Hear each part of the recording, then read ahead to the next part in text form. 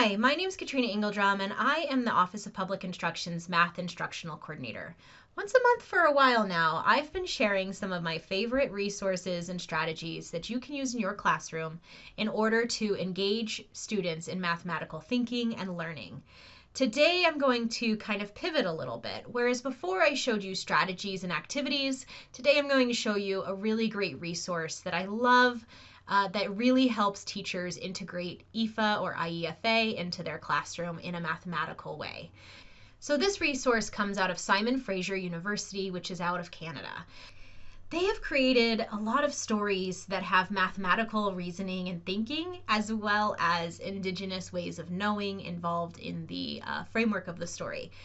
In all of these, the main character is a small Indigenous boy who's named Small Number, and he goes through all of these activities and he learns with people in his community, his elders, his family members, his friends, and he kind of explores mathematics through those contexts. So there are 12 stories, and my favorite part of this is that they come with classroom resources for you to use to take the guesswork out of how to implement these in your classroom. When you're looking at this resource, you'll notice that every single one of these stories has a brief little description of the story. They have videos, but they also have transcripts, which is great, especially if you're trying to have students maybe highlight words that they're unfamiliar with, or you have vocabulary involved that you want them to be on the lookout for. So lots of ways to use these transcripts in powerful methodologies. Another thing that I love about this is that they come with translations. So if you have linguistically diverse students in your classroom, there's an easy way to get them access to a translation that they can use. In addition to written languages, there's also ASL translations, which I'll show you how to access in just a moment for any students who have experience with hearing loss and need that ASL translation. So I'll show you that right here in a moment. You always want to access classroom resources. And when you access classroom resources, you'll have to scroll down a little bit, but you can see all of the stories here. You can click on one of these stories, and then it will immediately pull up an overview of that story and how it should be used in the classroom. Some of my favorite components that are listed on this are the suggested grades, so that I don't have to guess which grades this story is appropriate for. I also love that they include some of the concepts that are covered in the story. They cover mathematical vocabulary that I might ask my students to work with. So I might use a Frayer model in order to work some of those vocabulary skills. I might see here that there are cultural components. This is my absolute favorite because it takes the guesswork for teachers out of it.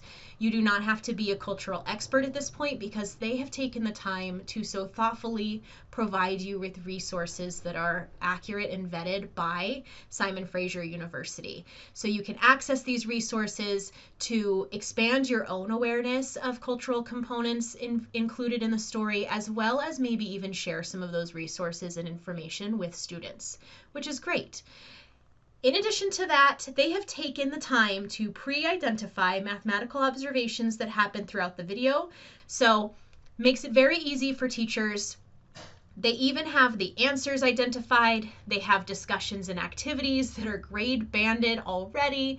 And then they have challenge problems for students who are at that proficiency and beyond level. I also promised to show you how to access the ASL and other translation transcripts. Here's how you find that. At the very top, they have this view the full story, and there's a hyperlink. If you click on that hyperlink, you'll notice that the left-hand navigation bar has the different transcripts available. So if I click American Sign Language, for instance, I have this video with an interpreter on the screen for the student to use. They also include the English transcript there. You can see that there's tribal languages represented. This one is Blackfoot. I would like to mention that there are different dialects. This is obviously a Canadian resource, so there may be dialects here that are used in Canada that are not used with Montana's tribal cultures. So just you might want to pre-screen those before you share them with your students, especially if you're presenting them as translations with dialects specific to Montana, because they may not be. So something quick to check, but it is really cool to see Indigenous languages represented in this way. They also offer French and Spanish translations. Hopefully that showed you something kind of neat and has sparked your interest in exploring this great resource. Thank you so much for joining us. I hope to see you next time.